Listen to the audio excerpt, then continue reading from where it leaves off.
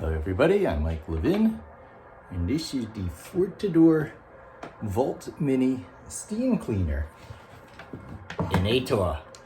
And today I'll be doing the project that I've been working towards, and I'll use the time while it's heating up to explain a few things I discovered. So it takes about 5 minutes, it says, to heat up, but I found it takes less than that. And then the first 10 seconds or so, it says, of pulling the trigger will be condensation in here. I found it's less than that. And it reads about 330 degrees once it heats up here. And it advertises on the label underneath 170 degrees. And I find that it is less than that. I guess tipping it over interrupted its heating process, so.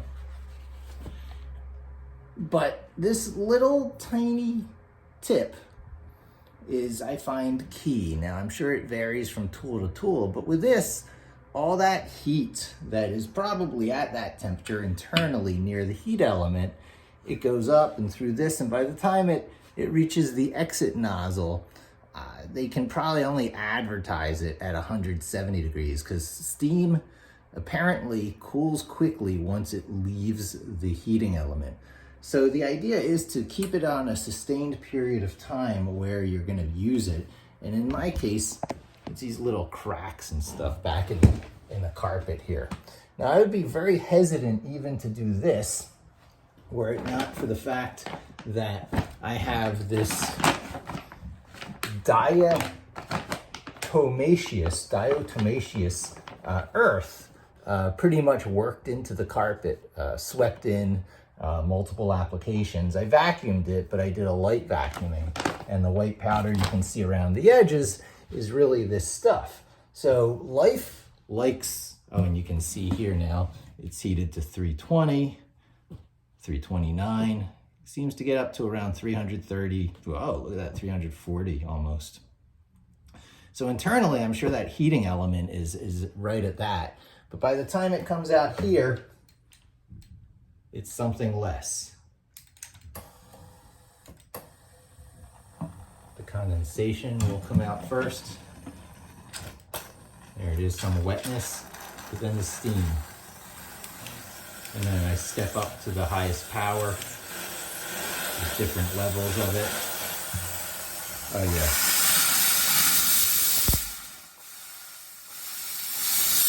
That's the highest level, all right.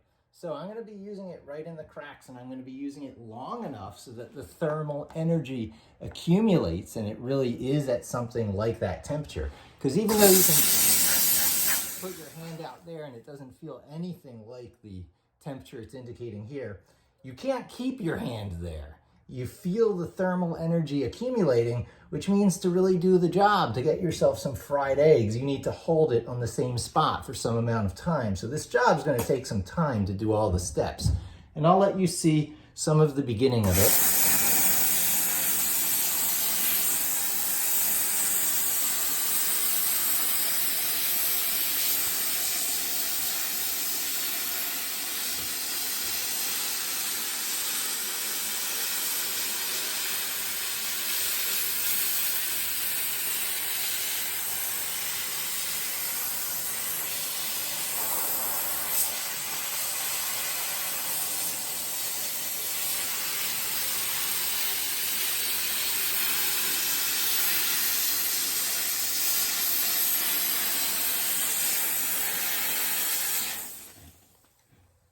So I know this wreaks havoc on the audio and you can probably barely hear me.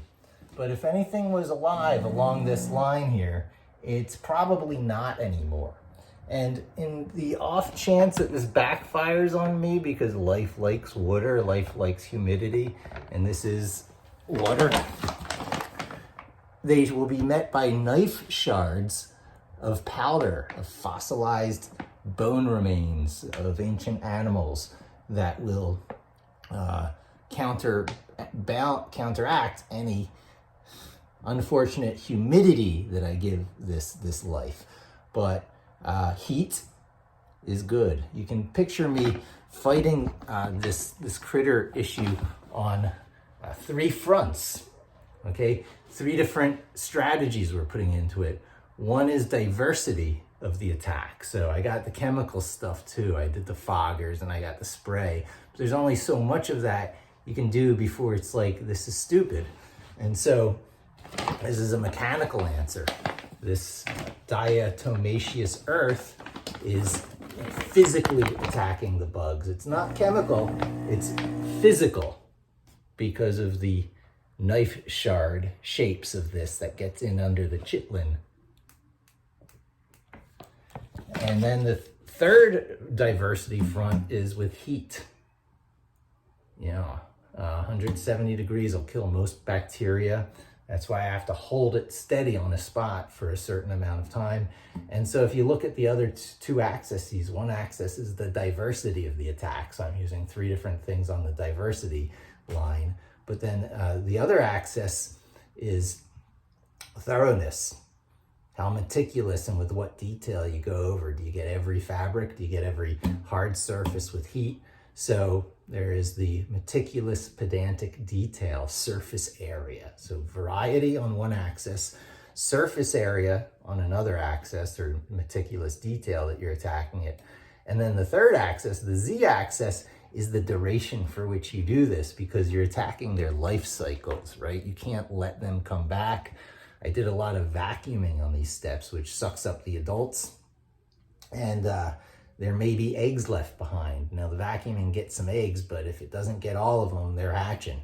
And so what we're doing now is we're interrupting the life cycle with both that diatomaceous earth and the heat, so that if anything comes back, there's less of it to come back because of the heat. And if it does, it's going to find itself in a very inhospitable environment. So lather, rinse, repeat, sustain it over a long period of time. So I'm going to get to this a little bit more, and I'll probably position this thing for you to watch it as I do a few steps, and then I'll turn off the video and let you get back to whatever you're doing.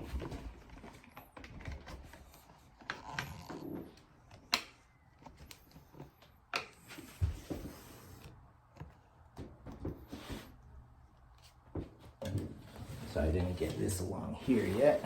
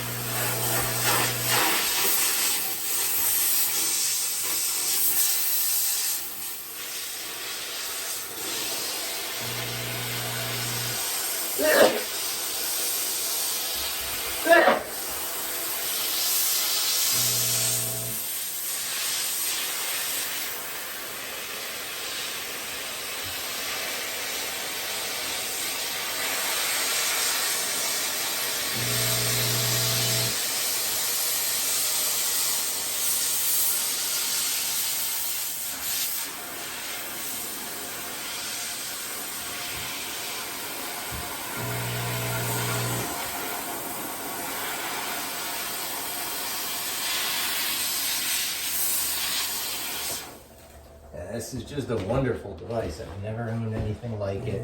It seems to promise, deliver on what it promises. And yeah, I wouldn't like to be in the path of that steam. I will probably, after it's done, do one more vacuum, another sprinkling of the diatomaceous earth, because I can totally see I'm dispersing it into the air. I'll switch to a surgical mask for it. But yeah, I will report back, I guess, at some point as to how effective this three-tiered attack plan is, this three-accessed attack plan. And it's almost four-accessed if you include the diversity as an well, the diversity is an axis, so it's, you know, vacuuming, of course, persistent, thorough vacuuming, attacking them with chemicals, attacking them with diatomaceous earth, and then attacking them with heat. Lather, rinse, repeat. Sustain it over a long enough period of time. Do it over enough of the surface area of where you're at. And yeah, that is eradication. That is eradication.